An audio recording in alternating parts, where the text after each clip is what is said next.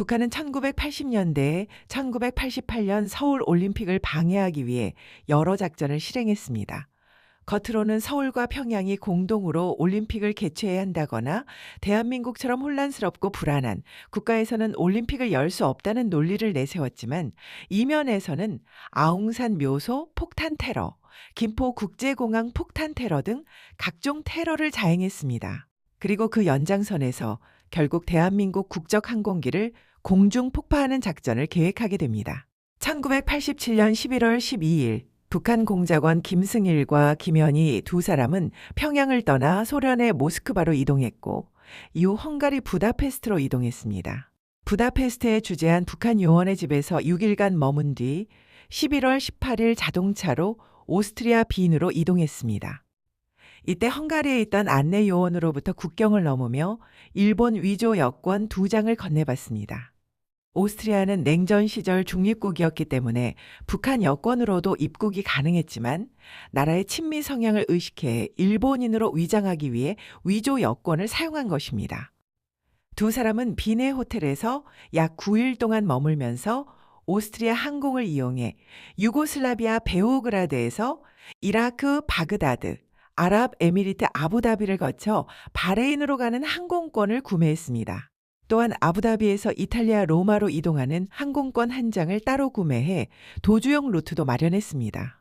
11월 27일 오스트리아로 온 또 다른 북한 요원이 액체 폭발물과 기폭 장치를 전달했고 다음 날 두 사람은 바그다드 공항으로 이동했습니다.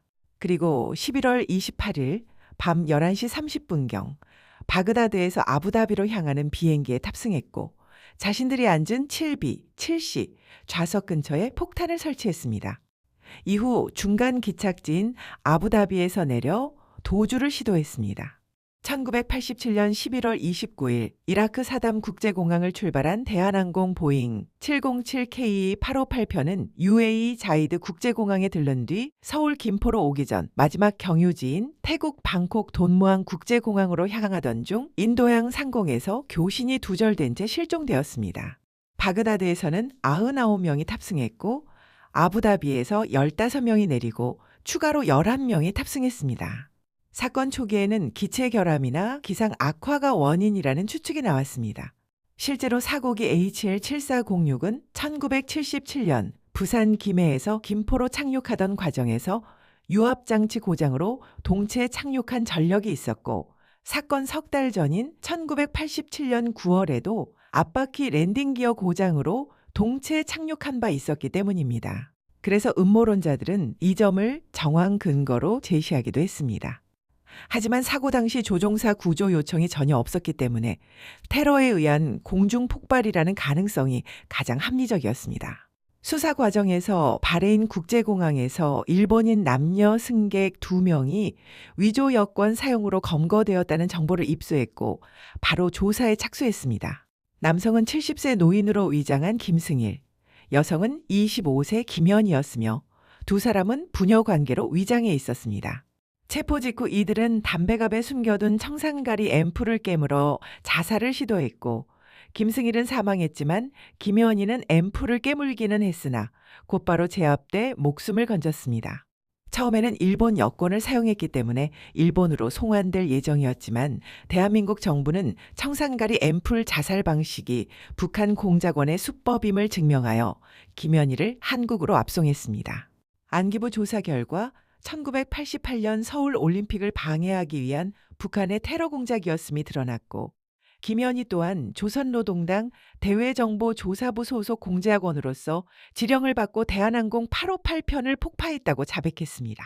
추가 조사에서 김현희가 경유했던 헝가리, 오스트리아 등 국가들로부터 정보 협조를 받았으며 북한 중앙통신 베오그라드 지부에서 김현희를 목격했다는 증언까지 확보해 테러 정황은 확실하게 밝혀졌습니다.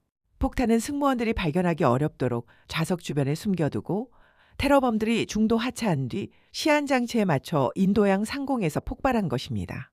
자살에 실패하고 남한으로 송환된 사실이 알려지자 김정일은 김현희의 가족들을 요덕 수용소로 보내고 김현희를 교육한 대외정보조사부 간부들까지 처벌했으며 여성 공작원들을 전면적으로 해체하는 등 격한 반응을 보였습니다.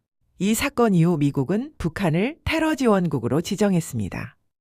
김현희는 사형 선고를 받았지만 음모론에 따른 사회 혼란을 방지하고 북한 관련 정보를 최대한 확보하기 위한 목적 등으로 노태우 대통령의 재량으로 사면되었습니다.